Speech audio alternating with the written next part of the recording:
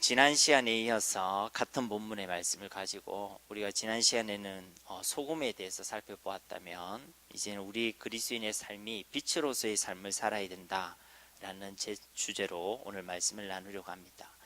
우리가 전도와 삶이라는 주제를 가지고 연일 계속 우리가 말씀을 통해 은혜 받고 있는데요, 이 전도와 삶이라는 것을 이렇게 표현했으면 좋겠습니다. 전도가 삶이고 삶이 전도가 되어야 한다. 우리 한번 함께 따라해 보셨으면 좋겠습니다. 전도가 삶이고 삶이 전도가 되어야 한다. 네, 아멘이시죠? 예수님을 믿는 저와 여러분에게 있어서 정말로 우리의 삶이 전도가 되어야 되고, 또 전도가 삶이 되어야 할 줄로 믿습니다. 소금으로서의 삶에 대해서는 지난 시간에 언급을 했으니까 넘어가고요. 앞서 말한 바와 같이 오늘은 그럼 우리가 빛으로서의 삶은 어떤 삶을 살아야 되는가에 대해서 함께 말씀을 나누려고 합니다. 13절에서 우리 지난 시간에 소금이 우리 그리스도인의 정체성이다 라고 표현했다면, 오늘 24절 이하에는 우리의 정체성을 빛이라고 말씀하고 있습니다. 14절 말씀해 보니까 너희는 세상의 빛이라 산 위에 있는 동네가 숨겨지지 못할 것이오 라고 말씀하고 있죠. 이 본문의 말씀처럼 저와 여러분은 세상의 빛인 줄로 믿습니다. 이 세상에 하나님께서 우리를 빛으로 부르셨다는 것이죠. 이 말씀은 우리가 빛이 되라라고 이야기하고 있는 것이 아닙니다. 이미 우리는 빛이 된 줄로 믿습니다. 물론 우리가 처음부터 빛이었던 것은 아니었습니다. 에베소서 5장 8절 말씀해 보면 너희가 전에는 어둠이었더니 이제는 주 안에서 빛이라 빛의 자녀들처럼 행하라 라고 말씀하고 있습니다. 우리도 전에는 어둠이었다는 것이죠. 그러나 이제는 빛이 되었으니까 빛의 삶으로 우리가 삶을 살아내어야 한다라고 말씀은 증가하고 있는 것입니다. 창세기 1장에 보면 하나님께서 이 세상을 만드신 장면이 나오죠. 1절에 보면 대초에 하나님이 천지를 창조하시니라. 땅이 혼돈하고 공하며 흑암이 깊음 위에 있고 하나님의 영은 수면 위에 운행하시니라. 하나님이 이르시되 뭐가 있으라? 빛이 있으라 하시니 빛이 있었다라고 말씀하고 있습니다. 이 땅이 흑암과 그리고 공허함과 혼돈 가운데 있을 때 하나님께서 제일 먼저 주신 것이 무엇이었습니까? 바로 빛이었습니다. 이와 같이 이 땅이 하나님을 떠나서 영적인 어두운 가운데 있을 때, 죄악 가운데 빠져 있을 때에, 사탄의 손에 잡혀서 저주 가운데 헤매고 있을 때, 죽어가고 있을 때에 하나님께서 이 땅에 주신 방법도 빛을 주시는 것이었습니다. 요한복음 1장 9절에 보면 참빛 그 세상에 와서 각 사람에게 비추는 빛이 있었다라고 말씀하시죠. 이 어두운 세상 가운데 하나님께서 주신 빛이 바로 예수 그리스도인 줄로 믿습니다. 사람들은 그것을 알지 못했다고 이야기하죠. 그러나 그것을 알고 이 예수님을 영접하는 자, 그 이름을 믿는 자들에게는 무슨 권세를 주셨다고요? 하나님의 자녀가 되는 권세를 주신 것입니다. 하나님께서 이 세상 가운데, 이 어두운 세상 가운데 주신 하나님의 방법이 그 빛 대신 예수 그리스도였던 것이죠. 그리고 그를 믿는 자에게 하나님께서는 영생과 생명과 함께 그 하나님의 사람들을 세상의 빛으로 삼아 주신 줄로 믿습니다. 그러니까 더 정확히 얘기하면 우리 자체에서 발광체가 있어서 빛난다 이런 것이 아니고, 빛 대신 하나님이, 빛 대신 예수님이 우리와 함께 하심으로 우리 속에 그 빛이 거하게 됨으로 우리가 세상의 빛이 된 줄로 믿습니다. 이 빛이 떠나면 우리의 삶은 여전히 어떻게 되는 것입니까? 어두움이 되는 거예요. 그분이 함께 있기 때문에 우리의 삶은 빛 가운데 행하는 삶이 된 줄로 믿습니다. 요한일서 1장 5절에 보면 하나님은 빛이라 라고 되어 있죠. 그러니까 그 하나님이 우리와 함께 하신다.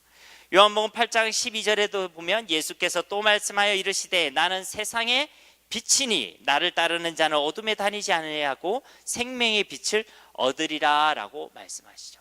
예수님도 세상의 빛이고 우리도 세상의 빛이고, 예수님께서 세상의 빛으로 오셨고 우리 역시도 이 세상의 빛 가운데 살아가기를 하나님께서 소원하시는 줄로 믿습니다. 그러니까 우리가 빛의 삶을 살아야 된다라고 했을 때 그 출발은 어디에서 시작되냐면 바로 여기에서 시작되는 것이죠. 여기라는 것은 우리가 어떠한 존재가 되었는지, 그리고 어떻게 우리가 이런 존재가 되었는지를 아는 것에서 빛으로서의 삶을 시작할 수가 있다는 것입니다. 아, 내가 전에는 어둠이었는데 빛 대신 예수 그리스도를 통해서 내가 빛이 되었구나, 나는 세상 가운데 빛으로 부름받았구나, 이것을 아는 것에서 빛의 삶이 시작되는 줄로 믿습니다. 이것은 틀림없는 사실이죠. 14절에 있는 표현에 있는 말씀처럼 결코 숨길 수가 없는 분명한 사실인 줄로 믿습니다.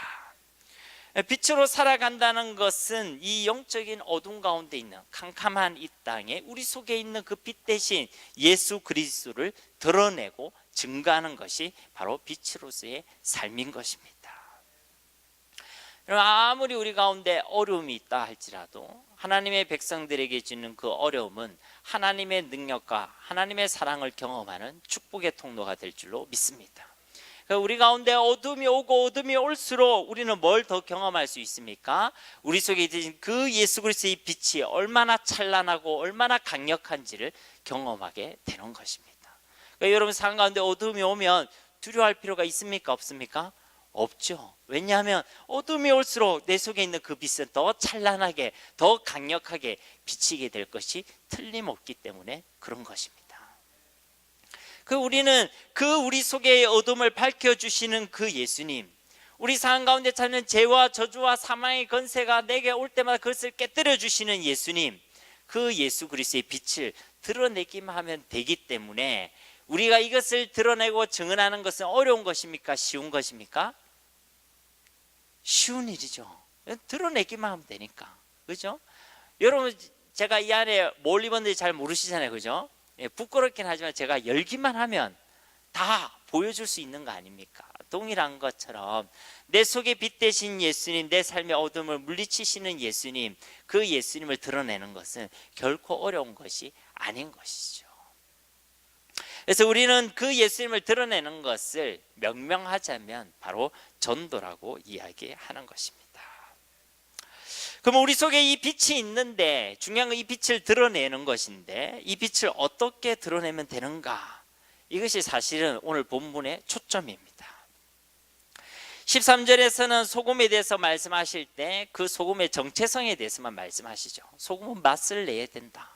그래서 지금 우리는 그 맛을 내고 있느냐, 아니면 그 맛을 잃어버리지 않았느냐에 대한 말씀을 주고 있다면, 이 빛에 대해서는 14절에 보면 산 위에 있어야 되고, 그리고 15절에는 등경과 등잔대 위에 있어야 한다고 이야기하고, 16절에는 모든 사람 앞에 이것을 두어서 비치게 해야 된다라고 말씀하고 있습니다. 즉, 이 빛에 대해서 뭘 더 강조하고 있냐면, 이 빛이 지금 어디에 있어야 되는지, 그리고 어떻게 비추어야 되는지에 대해서 오늘 본문 말씀은 더 강조하고 있다는 것입니다. 13절은 소금에 대해서는 그 정체성에서 딱 한 절만 이야기하잖아요. 근데 이 빛에 대해서는 무려 세 절에 이어서 이 빛이 어디에 있어야 되는지에 대해서 초점을 맞추고 있다는 것입니다. 분명히 우리는 틀림없이 세상의 빛이지요. 그러나 더 중요한 것은 이 빛인 우리가 어디에 서 있는지가 중요하다는 것입니다. 14절에서는 산 위에 있어야 된다고 이야기했고, 이어진 15절에도 보면 사람이 등불을 켜서 말 아래에 두지 아니하고 등경 위에 두나니 이러므로 집안 모든 사람에게 빛이 있느니라 라고 말씀하죠. 등불을 켜서 말 아래에 두는 사람이 없다는 것입니다. 말이란 건 뭡니까? 우리가 알고 있는 이리야 하는 그 말입니까? 아니지요. 곡식이나 액체나 이런 가루등을 담는 그릇을 이야기하는 것입니다. 그 등불을 켜놓고 그 그릇으로 덮어두는 사람은 없다는 것이죠. 쉬운 성경에서는 이것을 이렇게 이야기합니다. 등잔을 켜서 그릇으로 덮어두지 않고 등잔대 위에 그 빛을 온 집안 사람들에게 비추는 것이다 라고 말씀하죠. 등불을 켰으면 등잔대 위에 둬야지 그릇으로 덮어둬서는 안 된다라고 이야기하는 것입니다. 여러분, 그리스도인은 있어야 될 제자리가 있습니다. 그 제자리에 있을 때에 합당한 모양으로 서 있을 때에 우리 속에 있는 예수 그리스도의 빛이 비추게 됨을 믿으시기를 바랍니다. 우리 속에 틀림없이 빛이 있는데 그럼 세상 사람들이 우리를 봤을 때 그 빛이 보여야 되지 않습니까? 근데 만약 보이지 않는다면 그것은 우리가 제자리를 이탈했기 때문에 그런 것입니다. 하나님께서는 질서의 하나님이시고 이 우주 만물을 창조하실 때 그 질서대로 세상을 창조하셨습니다. 우리가 잘 아는 표현대로 물고기는 어디가 제자리입니까? 물속이 제자리죠. 나무는 어디가 제자리입니까? 땅속에 뿌리를 받고 자라는 게 제자리죠. 그와 마찬가지로 우리 인생의 제자리가 있습니다. 어디지요? 바로 하나님입니다. 우리 인생이 하나님 안에 있을 때에, 하나님과 함께 할 때에, 하나님과 동행할 때 비로소 우리 인생은 제자리에 있기 때문에 행복한 줄로 믿습니다. 언제나 그렇듯이 그 제자리에서 떠나는 것이 불행이고 그 제자리에서 탈선하는 것이 죄악이고 그 제자리에 서 있는 것이 행복이고 순종인 줄로 믿습니다. 제자리에 있는 것이 중요하죠. 시편 1편에도 복 있는 사람, 행복한 사람에 대한 이야기가 나오죠. 그게 그 내용의 골자는 뭐냐면 우리가 어디에 서 있는 것이냐, 어디에 서 있는 것이 행복한 사람이냐를 이야기하는 것입니다. 악인들의 꾀를 따른다든지 죄인들의 길에 서 있다든지 오만한 자들과 함께 있다든지 그 자리는 우리의 제자리가 아니기 때문에 그 있는 사람도 행복하지 않다는 것이죠. 어디가 우리의 제자리입니까? 오직 여호와의 율법을 즐거워하여 밤낮으로 그 말씀을 묵상하는 그 자리가 바로 우리 인생의 제자리인 줄로 믿습니다. 하나님의 말씀에 귀를 기울이고 그 말씀을 알아가고 그 말씀에 순종하고 그 말씀을 증거하는 그 자리가 바로 우리 인생의 제자리라는 것이죠. 그 인생의 제자리에 있을 때에 비로소 우리 속에 있는 그 빛이 드러나게 되는 것입니다. 우리의 삶을 덮고 있는 것들이 많으면 많을수록 우리 속에 있는 그 빛이 온전히 드러나지 않습니다. 마치 우리가 4가지 땅의 비유에서도 알고 있다시피 우리가 가시나무가 많은 곳에 씨를 심기우며 그 열매가 온전히 맺지 못하죠. 가시나무를 뭐라고 얘기합니까? 욕심과 걱정과 염려라고 성경은 이야기하고 있죠. 내가 가지고 있는 그런 것들이 많이 있으면 내 속에 있는 그 복음의 강체가 온전히 드러나지 않습니다. 내가 불신앙 속에 사로잡혀 있는데요, 내가 죄 가운데 있는데요, 내가 교만한 자리에 있는데요, 내가 영혼을 사랑하지 않고 오히려 미움과 다툼 자리에 있는데요, 그렇게 하는 것으로는 내 속에 있는 예수 그리스도가 절대 드러나지 않습니다. 오히려 세상 사람들이 욕하지요. 저 사람 교회 다닌다고 하는데 삶을 보니까 선도 없고 양보도 없고 배려도 없고 오히려 욕하겠죠. 우리가 소금에 대한 말씀을 통해서 정말 소금은 세상과 구별되는 사람이 있어야 된다. 세상과 구별되는 맛을 가지고 있어야 된다. 그 맛을 잃으면 다 버려져서 밟힐 뿐이다.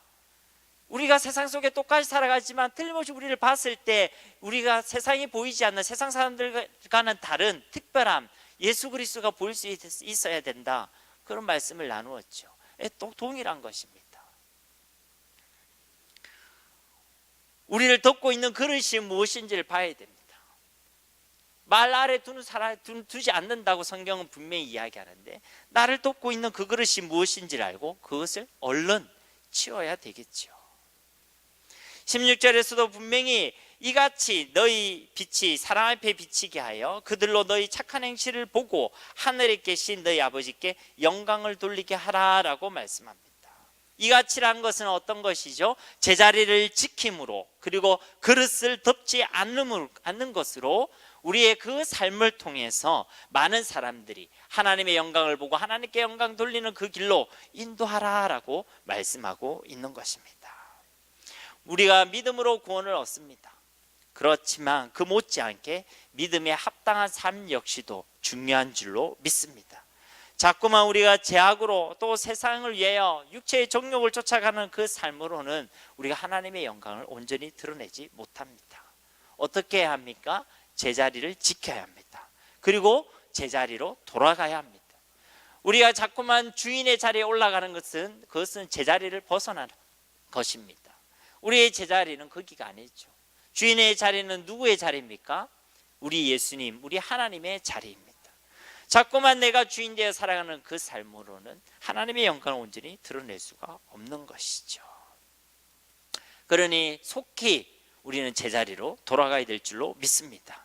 미움과 무관심의 자리가 아니라 긍휼과 사랑의 자리로 돌아가야 될 것입니다. 분노와 다툼의 자리가 아니라 용서와 하나됨의 자리로 가야 될 것입니다. 세상의 정욕과 육체의 정욕과 자기를 위해 살아가는 자리가 아니라 자기를 부인하고 하나님의 뜻을 구하고 주 예수님으로 삶을 살아내는 그 자리로 가야 될 줄로 믿습니다. 내가 주인된 그 자리에서 속히 내려와서 이제는 예수님을 나의 주, 나의 하나님으로 고백하는 그 인생의 제자리를 지켜야 될 줄로 믿습니다. 우리 어떻게 돌아갈 수 있습니까? 하나님 주신 말씀을 통해 돌아갈 수가 있습니다. 말씀은 하나님께서 우리에게 주신 유일무이한 이정표 내비게이션인 줄 믿습니다. 우리가 길을 가다가 길이 잘못되면 내비게이션이 뭐라고 이야기합니까? 경로를 이탈했습니다 얘기하죠. 우리 하나님 말씀을 보면요, 우리의 인생이 벗어나고 있으면 말씀이 이야기합니다. 당신 지금 경로를 이탈했다고. 그렇죠? 그걸 기분 나쁘게 생각하면 안 됩니다. 내비게이션이 경로를 이탈했다고 그 성질내는 사람이 있습니까? 동일하죠. 하나님의 말씀이 당신이 지금 걸어가고 있는 자리는 당신의 제자리가 아닙니다. 당신이 지금 선택한 그 선택은 하나님께서 원하시는 선택이 아닙니다. 분명히 그렇게 이야기한다면 우리는 그 음성에 귀를 기울이면 되는 겁니다. 그리고 다시 제자리로 가면 되는 것입니다. 제자리를 안내하기에, 제자리에 있기에, 제자리를 가르쳐 주기에 하나님의 말씀은 온전한 줄로 믿습니다. 그 말씀을 우리가 성령 하나님의 도움으로 보고 기도하고 묵상하고 이 말씀에 우리가 순종하면 우리는 그 제자리에 있을 수가 있는 것입니다. 말씀을 통하여 우리가 그 말씀을 붙들고 기도함을 통하여 그 말씀의 순종함을 통하여 우리는 이 제자리를 지켜야 될 줄로 믿습니다. 우리 16절 말씀을 한번 봉독하는 것으로 오늘 말씀을 맺으려고 합니다. 함께 다 같이 봉독하겠습니다. 이같이 너희 빛이 사람 앞에 비치게 하여 그들로 너희 착한 행실을 보고 하늘에 계신 너희 아버지께 영광을 돌리게 하라. 아멘. 우리가 분명한 주의 복음을 증거해야 됩니다. 그러다 우리의 삶이 함께 가야 될 줄로 믿습니다. 우리의 삶이 혹 부족하더라도 우리는 분명히 그리스도의 복음을 증거해야 되겠지만은 이 삶이 함께 갈 때 더 이 복음에는 더 큰 능력이 나타날 줄로 믿습니다. 오늘 이 16절에 있는 이 준엄한 하나님의 명령의 말씀, 분명히 명령입니다. 그죠? 돌리게 하라. 이 말씀을 진심으로 아멘으로 화답하고 이 말씀처럼 우리 인생의 제자리를 지켜내므로 우리 속에 베풀어 주신 그 복음의 강체를 온전히 드러내는 저와 여러분이 다 되기를 예수님의 이름으로 간절히 축원합니다. 우리 하나님의 말씀을 기억하시면서 함께 이 시간 기도하기를 소망합니다. 또 나라와 민족과 열방을 위하여, 우리 교회를 위하여, 또 교회를 통해 하나님께서 이루실 일들을 위하여 기도해 주시고, 또 세우신 담임 목사님의 건강을 위해 기도해 주시고, 이 지역 복음화를 놓고도 기도하시고, 우리 초청잔치가 바로 이번 주부터 진행되어집니다. 영혼 구원 사역을 위해서 기도하시고, 우리 가운데 연약한 자들을 위해서도 중보해 주시고, 우리 13개국 우리 협력하고 파송하고 후원하는 13개국의 선교지역과 또 선교사님을 위해서도 기도해 주시고, 우리 주여 한번 부르짖고 하나님께 기도하며 나아가도록 하겠습니다. 주여! 살아계신 아버지 하나님 감사합니다. 오늘 이 시간까지 우리의 걸음을 인도해 주심을 감사합니다. 오늘도 하나님의 귀한 말씀을 통하여 우리를 세상의 빛으로 불러주셨음을 기억하게 하시고, 하나님 또한 우리가 이 세상 빛의 사명을 감당하며 살아갈 길을 하나님 결단할 수 있도록 하나님 우리 말씀으로 우리를 도전하심을 감사드립니다. 하나님 우리가 지금 어디에 서 있는지를 보기를 원합니다. 우리를 덮고 있는 것이 무엇인지를 보기를 원합니다. 우리의 삶을 통해 많은 사람들에게 하나님이 살아계신가, 예수 그리스도의 복음이 증거되어지기를 원합니다. 하나님 우리의 삶 가운데 주여 함께하여 주시옵소서. 소금이 그 맛을 잃으면 다만 버려져 밟힐 뿐이라 했는데 하나님 우리의 삶 가운데 정말 그리스도의 향기, 그리스도의 맛이 나기를 간절히 소망합니다. 우리 속에 있는 그 복음의 강체를 가려우는 우리의 삶의 잘못된 어긋난 또 제자리를 이탈된 하나님 삶의 모양들을 철저히 회개하며 돌이키기를 원합니다. 하나님 우리 가운데 우리가 주인 되어 살아왔던 것들이 있습니까? 주여 용서하시고 긍휼히 여겨 주시옵소서.